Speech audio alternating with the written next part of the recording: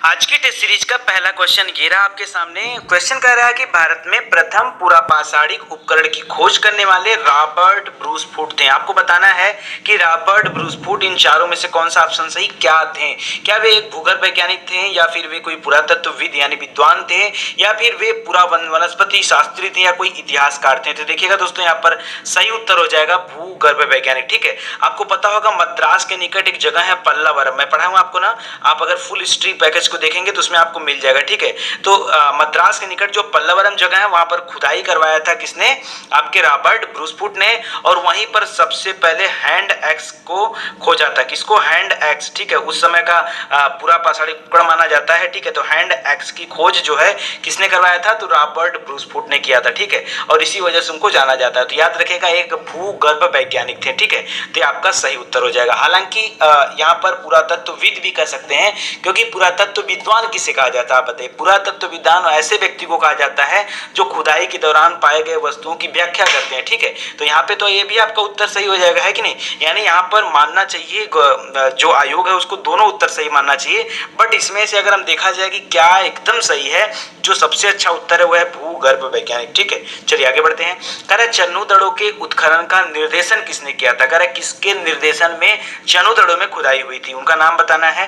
पहला है J.H. मैके ने, सर जॉन मार्शल ने, R.E. विलन ने, या ऑरेल स्टेन ने। ठीक है, तो यहाँ पे आपको बताना चन्नू दड़ों, आप सभी को पता है कि चन्नू दड़ों क्या है, एक हड़प्पा कालीन स्थल है। ठीक है, और इसकी खोज हुई थी दोस्तों 1931 में। ठीक है, किसके सामने हुई थी, ये आपके लिए इंपॉर्टेंट है। चलिए जल्दी से बता दीजिए किसके सामने हुई थी। देखिए ऐसे तो इसकी खोज करवाया था, मतलब कि जिसमें खनन हो रहा था, खनन कार्य के समय मौजूद थे जिनका नाम था जी मजुमदार। ठीक है, लेकिन गलत बात है दोस्तों कि इनका नाम यहाँ पर नहीं दे रहा है। ठीक है, तो याद रखिए ये किसके अंडर में काम कर रहे थे, तो ये जो है J.H. मैके के अंडर में काम कर रहे थे। ठीक है, तो याद रखिएगा निर्देशन इनका था और खुदाई इन्होंने कराया था। जैसे आप पढ़ते हैं दयाराम साहनी वाला, ठीक है, कि जॉन मार्शल के निर्देशन में दयाराम साहनी ने क्या कराया था, ये काम उत्खनन कराया था। कहाँ का, सिंधु वाले का। ठीक है, हड़प्पा कालीन स्थल का, उसको भी याद रखेगा। करा सतपथ ब्राह्मण में उल्लिखित राजा विदेह माधव का संबंधित ऋषि थे, उनका संबंध किस ऋषि से था। ठीक है, कौन राजा है, राजा विदेह माधव। ये मैं आपको पढ़ा चुका हूँ, रिपीटेड क्वेश्चन है। ठीक है, ये जो मैं आपको पेपर पढ़ा रहा हूँ दोस्तों, ये लोअर का पेपर है। ठीक है, अभी आपको पता है कि यूपीएससी के थ्रू एक एग्जाम होने वाला आपका जल्दी ही। ठीक है, 25 जुलाई उसकी डेट आ चुकी है। तो लोअर का पेपर है, तो मैंने सोचा चलिए लोअर के जितने पेपर हैं सभी को एक बार एक नजर डाल लिया जाता है। ठीक है, इससे क्या होगा कि आपकी मजबूती आ जाएगी। तो देखिए इसमें पूछ रहा है कि सतपथ ब्राह्मण में उल्लेखित राजा विदेह माधव से संबंधित ऋषि थे, किस कौन सी ऋषि से संबंधित थे, तो याद रखेगा ऋषि गौतम रहुगढ़। कौन थे, ऋषि गौतम रहुगढ़। कोई दिक्कत, याद रहेगा आपको, याद रखेगा, मोस्ट इंपॉर्टेंट है। ठीक है, चलिए आगे बढ़ते हैं। अब देखिए ये सब क्वेश्चन आपको याद रखने वाला ही है। ठीक है, इसमें कुछ है नहीं। हाँ, एक चीज और कहना चाहूंगा कि इसका उल्लेख कहाँ मिलता है, तो देखिए यहाँ पर दे रहा है कि सतपथ ब्राह्मण में इसका उल्लेख मिलता है। ठीक है, इन दोनों की कथाओं का वर्णन मिलता है। ठीक है, इसको याद रखेगा, बहुत इंपॉर्टेंट क्वेश्चन है।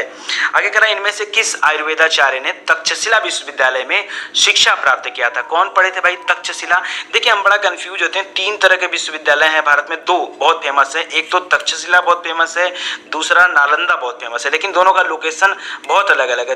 तक्षशिला है दोस्तों, ये पाकिस्तान में पड़ता है। अब तो ठीक है, याद रखेगा। और जो नालंदा है बिहार में पड़ता है। ठीक है, ये मोस्ट इंपॉर्टेंट है, तो ध्यान दीजिएगा। तक्षशिला और नालंदा 2 हैं। आपसे पूछा जा रहा है कि तक्षशिला विश्वविद्यालय में कौन पढ़ता था। ठीक है, ये आपके लिए इंपॉर्टेंट क्वेश्चन है, तो याद रखेगा। कह रहा है सुश्रुत वहां पर थे। ठीक है, वाघभट्ट थे, चरक थे, या जीवक थे, तो याद रखिए दोस्तों आपका राइट आंसर हो जाएगा जीवक। क्या कौन सा उत्तर हो जाएगा, जीवक, याद रखेगा। और जीवक का आपने सुना है किसके राजवैद्य थे, बिंदुसार के। अब बिंदुसार और बिंबिसार में भी मत कंफ्यूज होएगा, बिंदुसार के यहाँ थे। ठीक है, बिंदुसार के राजवैद्य थे जीवक, और इसको याद रखेगा जीवक। ठीक है, और चरक भी, वो भी राजवैद्य हुआ करते थे। चरक ने लिखा है चरक संहिता, वो कनिष्क के काल में थे। ठीक है, कनिष्क मिनांडर, याद है ना आपको, वहां पर थे। तो यहाँ पर फिलहाल आपका आंसर क्या हो जाएगा, डी वाला। चलिए आगे बढ़ते हैं। कह रहा है कि धर्म चक्र प्रवर्तन किया था। अच्छा एक चीज और याद रखेगा दोस्तों, जो चरक थे ना वो भी कुछ समय के लिए शिक्षा ग्रहण किए थे तक्षशिला से, बट आपका राइट आंसर हो जाएगा जीवक। क्यों, क्योंकि पहले किसने ग्रहण किया था, तो जीवक ने किया था। ठीक है, आगे बढ़ते हैं। कह रहा धर्म चक्र प्रवर्तन किया गया था, कहाँ पे हुआ था धर्म चक्र प्रवर्तन, अरे जहाँ गौतम बुद्ध जी अपना क्या ज्ञान दिए थे, अपना उपदेश दिए थे, वहीं तो होगा धर्म चक्र प्रवर्तन। तो याद रखिएगा यहाँ पर सही उत्तर कहाँ हो जाएगा? सारनाथ। सारनाथ उस समय इसका नाम नहीं था, उस समय इसका नाम था ऋषिपत्तनम। क्या नाम था? ऋषिपत्तनम। यहाँ पर उनके 5 शिष्य थे, उन्हीं को सबसे पहले उपदेश दिया गया था। ठीक है, तो इसको याद रखिएगा, सारनाथ भी सही हो जाएगा। ठीक है, और यही है। बाकी सांची में बौद्ध धर्म का स्तूप बना हुआ है। श्रावस्ती में सबसे ज्यादा उपदेश बुद्ध जी ने कहाँ पर दिए थे? श्रावस्ती में दिए थे। ठीक है, ये सब याद रखिए। किसके शासन काल में डिमेकस भारत आया था? जल्दी से बताइए। डिमेकस जो था ये किसके शासन काल में भारत आया था? बिंदुसार के शासन काल में। किसके यहाँ? किसी समय में? बिंदुसार के शासन के समय में डिमेकस आया था। ठीक है, और एक चीज और याद रखिएगा दोस्तों, इसको भेजा किसने था? ठीक है, तो याद रखिएगा सीरिया के शासक थे, सीरिया का शासक थे, एंटियोकस नाम था। ठीक है, एंटियोकस। ठीक है, एंटियोकस ने इसको भेजा था। तो मोस्ट इंपॉर्टेंट क्वेश्चन है, इसको याद रखिएगा। अच्छा, एक और क्वेश्चन बनता है दोस्तों, जैसे डिमेकस दे रहा है ना, एक और डायनोसियस भी देता है। ठीक है, डायनोसियस। तो याद रखिएगा डिमेकस और डायनोसियस यहीं पर है, वो भी जो था वो भी बिंदुसार के यहाँ पर ही था। ठीक है, इसको याद रखिएगा। देखिए यहाँ पर कंफ्यूजन होता ना कि अलग अलग इतिहासकार ने अलग अलग बातें कही। जैसे स्ट्रैबो का मानना है कि सीरिया का शासक था एंटियोकस, उसने डिमेकस को भेजा था।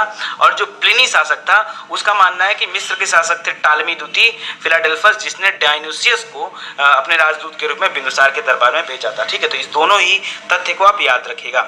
अगला दे रहा है कि इनमें से किस गुप्त शासक ने हूणों को पराजित किया था? जल्दी से बताइए दोस्तों, हूणों को किसने पराजित किया था? अच्छा क्वेश्चन आपके लिए, कई बार मैं पढ़ा चुका इसको। तो हूणों को पराजित किया था स्कंदगुप्त ने। किसने किया था? और हूण को हम लोग क्या बोलते थे? मलेच्छ भी कहते थे। क्या बोलते थे? मलेच्छ कहा जाता था। ठीक है, तो याद रखिएगा हूणों या मलेच्छों को कौन पराजित किया था? स्कंदगुप्त ने पराजित किया था। ठीक है, और इसका वो भी मिलता है, क्या बोलते हैं कि उसको एक अभिलेख में भी दर्शाया गया। उस अभिलेख का नाम आपसे पूछता है कि किस अभिलेख में इसके बारे में वर्णन मिलता है, तो याद रखिए जूनागढ़ अभिलेख। ठीक है, गुजरात के पास में है जूनागढ़ अभिलेख, वहां से मिला, उसके बारे में इससे वर्णन मिलता है। इसके अलावा चंद्रगुप्त द्वितीय जो थे दोस्तों, जिनको विक्रमादित्य भी कहा जाता था, गुप्त शासक ये भी हैं। ठीक है, इन्होंने परम भागवत की उपाधि धारण किया था। और आप कमेंट करके बताइएगा कि इन्होंने जो है किसको हराया था। ठीक है, दो लोग बहुत फेमस थे, एक समुद्रगुप्त, एक चंद्रगुप्त द्वितीय, एक स्कंदगुप्त। इन सभी लोगों का नाम याद रखिए। इनमें से कौन गजनी राजवंश का संस्थापक था? चलिए जल्दी से बता दीजिए, गजनी राजवंश का संस्थापक कौन था? एक्चुअली में जो गजनी राजवंश था इसको हम लोग यामिनी बोलते थे ना, यामिनी राजवंश। ठीक है, याद रखिएगा ये भी नाम इसका, यामिनी राजवंश कहा जाता था।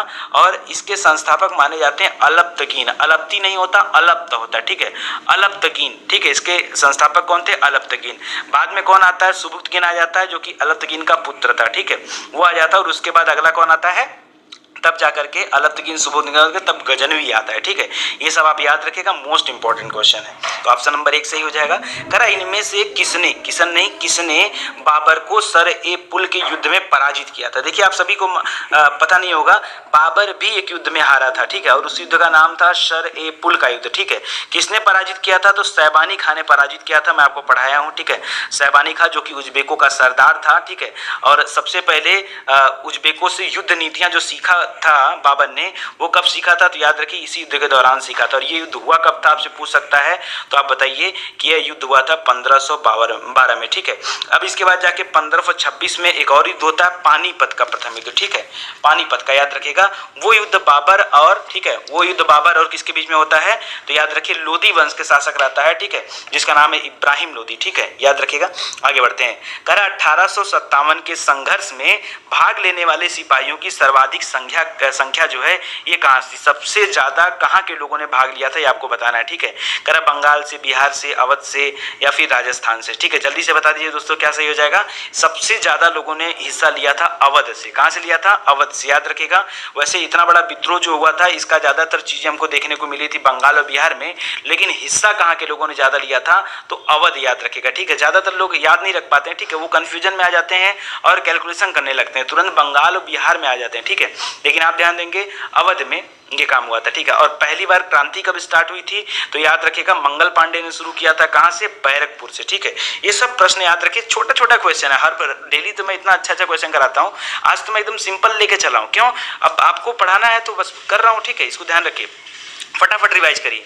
कह रहा है इनमें से किस प्रख्यात समाज सुधारक ने ज्ञान योग, कर्म योग और राजयोग नामक पुस्तकें लिखी हैं। दोस्तों ये क्वेश्चन भी रिपीटेड क्वेश्चन है। मैंने आपको कहा था कि अक्सर करके आपका ध्यान इस बात पे नहीं जाएगा कि इस तरह की किताबें किसने लिखा है। हमारे स्वामी विवेकानंद जी ने लिखा है। राजयोग, ज्ञान योग और कर्म योग बहुत इंपॉर्टेंट है, ठीक है, तो याद रखेगा। अच्छा, इनका जन्म कब हुआ था? 12 जनवरी को, और उसी के उपलक्ष्य में हम लोग क्या मनाते हैं? युवा दिवस भी मनाते हैं, ठीक है। इनके बचपन का नाम क्या था? नरेंद्र नाथ दत्त था, ठीक है। आगे चल के विश्व विवेकानंद कहलाते हैं, ये सब याद रखेगा, ठीक है। आगे बढ़ते हैं। करें इन व्यक्तियों में से कौन कैबिनेट मिशन का सदस्य नहीं था? कैबिनेट मिशन की बात कर रहा है, जो कि कब आया था? 1946 में, ठीक है। और इसका सदस्य कौन नहीं था?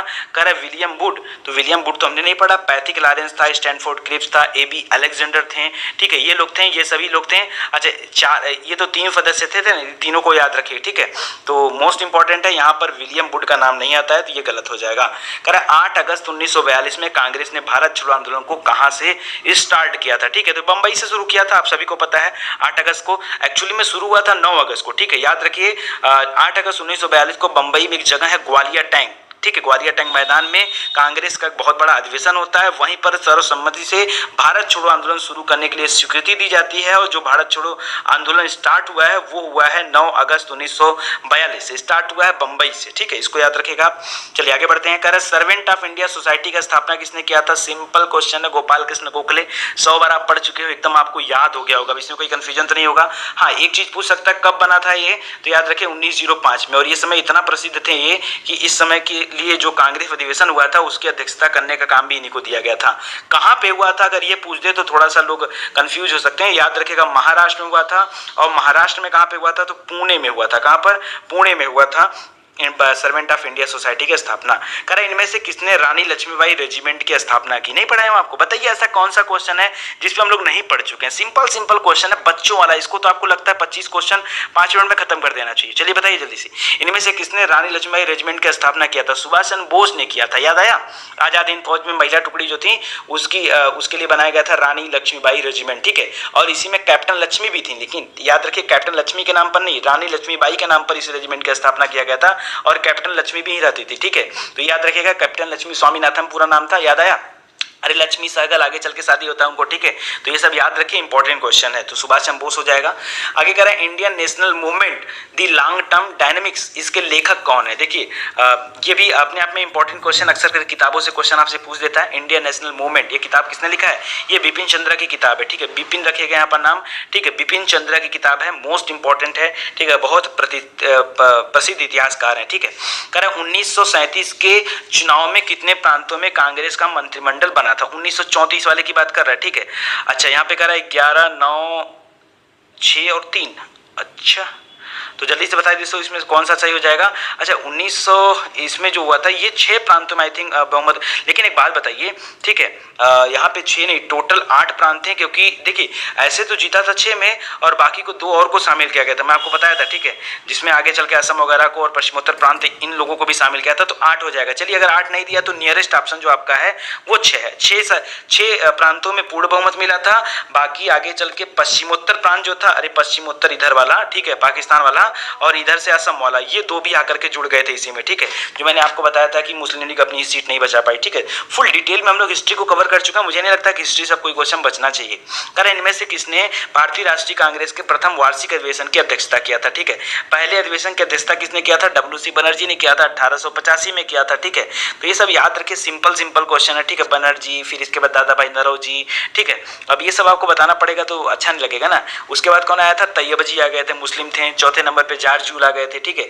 ये सब प्रश्न याद रखिए। तो डब्ल्यू.सी. बनर्जी, ठीक है, व्योमेश चंद्र बनर्जी, ये आपका राइट आंसर हो जाएगा, ठीक है। आगे बढ़ते हैं, चलिए आगे कह रहा है पेरियार वन्यजीव अभयारण्य निम्नलिखित में से किस राज्य में स्थित है? 100 बार क्वेश्चन ये पढ़ चुके हो आप, कितने बार पढ़ा गया, ठीक है। कभी गलत ही नहीं हो सकता, गलती से भी गलत नहीं हो सकता, ठीक है। अगर आप सोए हो तो उस समय भी ये क्वेश्चन आ जाए तो आप बता दो कि पेरियार वन्यजीव अभयारण्य जो है ये केरल में पड़ता है। केरल के अंदर भी अगर आपसे पूछ दिया जाए तो याद रखिए इडुक्की जिले में पड़ता है, ठीक है, इडुक्की जिले में। हालांकि 1-2 जिला और भी इसे संबंध है, पर इडुक्की मेन है, उसको याद रखेगा, ठीक है। हाँ, एक चीज और याद रखेगा कि जो पेरियार अभयारण्य है वो अब राष्ट्रीय उद्यान बन चुका है 1982 के बाद से, तब से उसको जो है राष्ट्रीय उद्यान का दर्जा दिया जा चुका है। करें निम्न को सुमेलित कीजिए। नामदफा, बादीपुर, पेरियार और लामजाओ, ये सब किबुल लामजाओ पूरा नाम है, ठीक है। बादीपुर कर्नाटक है, आप सभी को पता है, ठीक है। जो सिंपल कर लो ना, पेरियार केरल हो गया, केबुल लामजाओ कहाँ पर है, मणिपुर, और नामदफा अरुणाचल प्रदेश, ठीक है। सिंपल सा है, कुछ नहीं है, बच्चों वाला क्वेश्चन है। आगे बढ़ते हैं। करा है कि मिदनापुर नहर, तवा प्रोजेक्ट, मैत्तूर डैम, उकाई प्रोजेक्ट, ये कौन सा प्रोजेक्ट किस नदी पर बनाया गया दोस्तों, आपको ये उत्तर देना है, ठीक है। सिंपल क्वेश्चन है। देखिए अगर इस तरह के क्वेश्चन एग्जाम में आ जाने शुरू हो जाए, ठीक है, तो मुझे लगता है कि आप में से सभी जो है सही कर ले जाओगे। चलिए जल्दी से बता दीजिए, करा है कि इसमें से कौन सा सही, अच्छा पूछा क्या है, निम्न को सुमेलित करना है, ठीक है। चलिए करते हैं। मिदनापुर नहर, तवा प्रोजेक्ट दोस्तों मध्य प्रदेश में है ना, याद है आपको, मध्य प्रदेश में है, होशंगाबाद जिले में तवा नदी पर बनाया गया है। और तवा नदी का तो ऑप्शन नहीं दे रहा, तापी नदी दे रहा है, मुझे लगता है यहाँ पर कुछ तो गलत है, ठीक है। निम्न को सुमेलित करना, चलिए ये सुमेलित हो जाता है, याद रखिए, मैं बता ही दे रहा हूँ आपको। मिदनापुर नहर कहाँ पर है, एक कंसावती नदी पर है, ठीक है। कंसावती नदी कहाँ पर, कसाई नदी भी इसको बोलते हैं। तवा प्रोजेक्ट याद रखिएगा, ये कृष्णा पर नहीं दोस्तों, ये तवा नदी ही वहाँ पर है, ठीक है, तवा नदी है, याद रखिएगा। तवा, देखिए वहाँ पर पूछा जाता है आपसे कि मध्य प्रदेश की गंगा किसे कहा जाता है, तो याद रखिए तवा नदी को, ठीक है। और मैत्तूर डैम जो है ये बांध है, कावेरी नदी पर बनाया गया। उकाई प्रोजेक्ट जो है ये तापी नदी पर बनाया गया, ठीक है। तापी भी सही, तो याद रखिएगा बी वाला ऑप्शन यहाँ पर गलत है, कुछ हमको लगता है मिसप्रिंट हुआ है टाइप करने में, ठीक है। चलिए आगे बढ़ते हैं। कह रहा चीसा पानी गार्ज स्थित है, कई बार आपको पढ़ाया हूँ, चीसा पानी गार्ज कहाँ स्थित है, जल्दी से बताइए इसका उत्तर। देखिए चीसा पानी जो है ये भारत में नहीं है, नेपाल में। ज्यादातर लोग क्या करेंगे, सोचते हैं क्वेश्चन आया तो हो सकता है भारत से ही हो, ठीक है, गलती मत करेगा। चीसा पानी गार्ज कहाँ पर है, नेपाल में स्थित है। किस नदी पर स्थित है, तो ये आपके लिए अच्छा प्रश्न है, याद रखिएगा कसाली नदी पर, ठीक है। कौन सी नदी पर है, कसाली नदी पर स्थित है चीसा पानी गाज, ठीक है। ये एक तरह की जल विद्युत परियोजना है, ठीक है, जल विद्युत परियोजना है, याद रखिएगा। कारण निम्नलिखित में से किस द्वीप समूह को सीप द्वीप कहा जाता है, ये भी आपको पढ़ा चुका हूं। सीप द्वीप किसको कहा जाता है, चलिए इसी बहाने आपका रिवीजन भी हो जा रहा है कि नहीं, रिवीजन हो जा रहा है। फरो द्वीप को कहा जाता है दोस्तों सीप द्वीप, ठीक है। याद रखिए फरो एक तरह का आप द्वीप इसको मत मानिए, बल्कि इसको आपको बोलना चाहिए एक तरह का द्वीप समूह है, ठीक है। और इस द्वीप समूह में करीब 18 से 20 द्वीप आते हैं, ठीक है। उसमें से आप याद रखिए उन्हीं को कहा जाता है सीप द्वीप, क्योंकि मोती के आकार के हैं छोटे छोटे, इसलिए इसको कहा जाता है, ठीक है। अच्छा सीप मतलब सॉरी गलती हो गई, सीप नहीं, मोती मतलब कि छोटे छोटे मोती के समय ऐसे मोतियों की माला टाइप की होती नदी के, ये भी बोला जाता है। इसके अलावा दोस्तों ये जो द्वीप है ना, यहाँ पर भेड़ पालन बहुत ज्यादा है, ठीक है। और भेड़ को इंग्लिश में क्या बोलते हैं, सीप कहा जाता है, सीप, ठीक है। तो सीप कहा जाता है, तो इसीलिए भेड़ों का द्वीप भी इसको कहा जाता है, याद रखिएगा भेड़ों का द्वीप भी इसी को कहा जाता है। कारण निम्नलिखित नदी डेल्टाओं में से किन पर मैक्रो वन पाए जाते हैं, जल्दी से बता दीजिए मैक्रो वन किस नदी में पाए जाते हैं। अब नर्मदा हो गया और ताप्ती हो गया तो ज्वार नदमुख बनाते हैं, ठीक है, तो वहां तो असंभव है, ये तो ऑप्शन बिल्कुल गलत हो गया आपका, ठीक है। और सुवर्ण रेखा नदी पर बनता है क्या, जल्दी से बताइए, सुवर्ण रेखा नदी पर बनता है क्या, जी बिल्कुल सही है, सुवर्ण रेखा नदी। और कृष्णा भी नहीं बनाती, गंगा पर बनता है, ठीक है। तो 2 और 4 दोनों यहाँ पर सही हो जाएंगे, ठीक है। कौन सा सही होगा, 2 और 4, ठीक है। चलिए आगे बढ़ते हैं। करें कि नीचे 2 वाक्य दिए गए हैं और आपको सही और गलत जो है वाक्यों का चयन करना है, ठीक है। चलिए कर लेते हैं। करा है कथन ये दे रहा है कि प्रायद्वीपीय भारत में सिंचाई एक प्रमुख साधन है। प्रायद्वीपीय मतलब दक्षिण भारत की तरफ सिंचाई एक प्रमुख साधन है, ठीक है, वो तो है ही है, कौन सी गलत बात थोड़ी है।